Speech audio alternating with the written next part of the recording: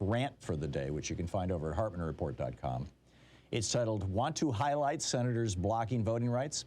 Rename the Russell Senate Office Building." And I think this is actually a big deal. Senator Richard Russell, on the floor of the United States Senate, when Hubert Humphreys, the vice president at the time, you know, the Energizer Bunny for putting into the Senate civil rights and voting rights legislation. He started in the 1940s. And throughout the decade of the 1950s, Hubert Humphrey was, every 2 years, reintroduced this legislation. And every 2 years, Richard Russell would fight it.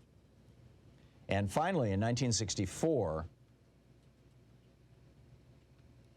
Richard Russell came into the Senate in 1932. And so in 1933, Eleanor Roosevelt introduced, I mean, she didn't have the power to introduce legislation, but she was, had joined the NAACP, and there were a couple of Democrats who, from the North, who were, you know, always trying to propose civil rights legislation. They were the good guys, as it were. Robert Wagner was the main one of them. And he proposed this civil rights legislation, anti-lynching legislation in 1933. And Richard Russell, the guy who the Russell Senate Office Building is named after, stood up and said, and I quote, on the floor of the Senate, in opposition to a bill to outlaw lynching, said, quote, "As one who was born and reared in the atmosphere of the Old South with 6 generations of my forebears now resting beneath Southern soil, I am willing to go as far and make as great a sacrifice to preserve and ensure white supremacy in the social, economic, and political life of our state as any man who lives within her borders."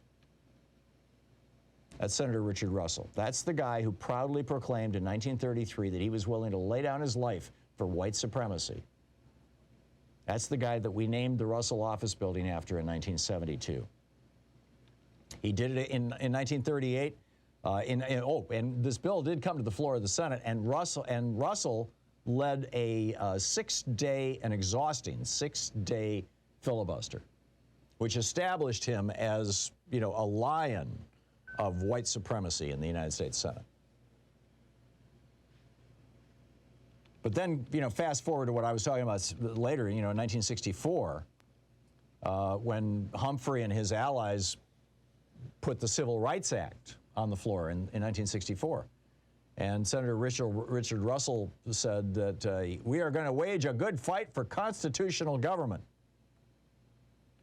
And Hubert Humphrey went after him.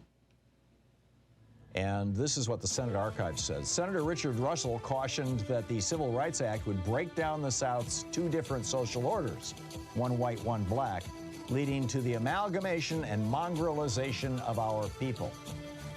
End quote. That's what the Senate records Richard Russell, the guy we named the Russell Office Building after, where 33 senators have their offices. It's time to rename that building.